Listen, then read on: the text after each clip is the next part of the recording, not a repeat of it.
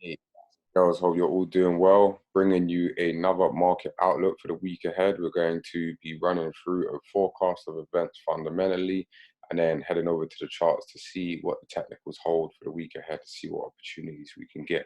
Now, before we get into the charts, of course, if you haven't already and you're looking to actually start your trading journey with us in terms of learning the skill set, head over to our website now for an inquiry and contact us about how you can actually learn the skill set. Okay. Thank you to everyone that has liked and subscribed and commented recently. We have actually had a lot of positive feedback in the Google reviews as well. So thank you for all of you that have done so. So guys, I'm gonna go into the fundamental outlook, and we're going to look ahead to see what news kind of jumps out at us, see if we actually have something big on the cards for the week fundamentally going into Monday. We got Juneteenth, National Independence Day over in the US. Nothing really substantial, but it's a holiday for them over in the US. Okay, we got a speech from Government Low. We also have going into Tuesday another speech from Government Low. We've got some meeting minutes coming out of the Central Bank of Australia. Going later on into the afternoon, we've got retail sales for the CAD as well as existing home sales for the US as well. Nothing really jumping out in those first 2 days news-wise.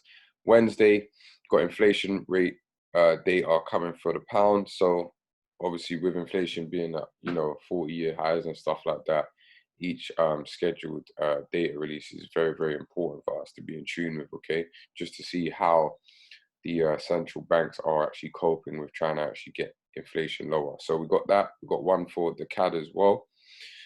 We also have a testimony from Chairman Powell, okay, in the afternoon of Wednesday. Going into Thursday, we got the PMI for the Aussie.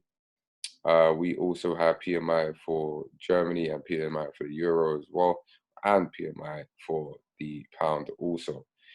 Later on in the day on Thursday, so Thursday afternoon, we got jobless claims, the 4-week jobless claims coming out of the US, as well as Chairman Powell giving another testimony, and as well as we have some PMI being released for the US as well. And to round off the week, we've got consumer confidence for the pound, inflation rate for the Japanese yen, of course. We've got retail sales for the pound. And that actually looks like it wraps up the week. Going into the afternoon Friday, Michigan consumer sentiment. So there's a few things that stand out. I think the inflation rate data is kind of the main thing that is noteworthy in terms of, and as well as Chairman Powell's testimony over that 2-day period. Those are probably the ones where fundamentally you'll probably get the most impact. So looking at what we got on the charts, if we go to what has kind of transpired, I'm going to start with the dollar. I will get on to USD. I'm going to start with the dollar. So looking at the weekly and stuff like that, we've actually pulled up higher, and what we've actually seen is that we made a new higher high. I did say that for those that are in the Discord and the community, I did say we should be anticipating a higher low being created on a 4-hour, which we actually did get. We haven't yet got a higher high, of course. So just looking at what price has kind of done in terms of the swing here, we have kind of hit that 62 level. I was expecting it to come into this candle here, but we didn't quite get there. Nonetheless, there was an imbalance area there. It kind of played into that, matched that with the fib level as well, and then it kind of took off. So we could see a higher created. Of course, we've got this target here as well. Definitely still bullish overall on the dollar.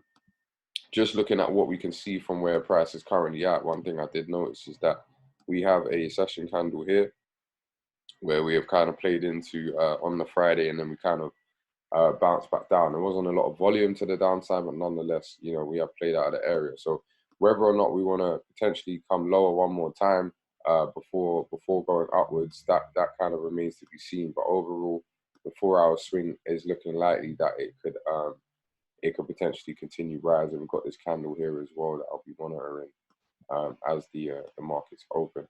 So with that being said, I'm going to go to GBPUSD, excuse me. Looking at this, we saw last week price actually gave us a retracement, of course, after falling heavy for 2 weeks prior. So we're going on to the Friday into the week. We actually fell for quite a bit. So since seeing that we've kind of made a new low on the daily time frame. We have swept these lows on the weekly as well, and we're kind of wicked up. So seeing that, I do believe that we have, you know, in terms of filling in the imbalance on the 4-hour time frame, we have actually done that. So it's just whether or not we're ready to make a new low, or we want to retest higher again one more time as well. So looking at immediate, what we can kind of see, like I said, off of what the dollar's kind of showing, one area that does kind of stand out is just where we're currently at in terms of pushing up here. We could get a rebound off of where price is currently at one more time as well.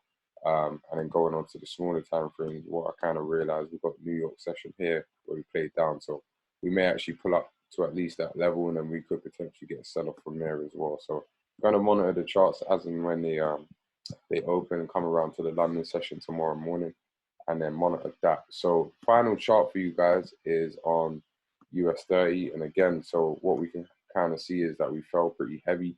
Didn't we get a retracement last week? Was kind of anticipating it, to be honest with you, in terms of, I think US30 was kind of lagging behind in terms of, we saw the dollar actually give us a retracement lower. Excuse me. So in it giving us a retracement lower, I was expecting a bigger pullback on the indices to kind of follow what the dollar did, but we didn't really get it. We kind of spiked above a few highs and then we dropped.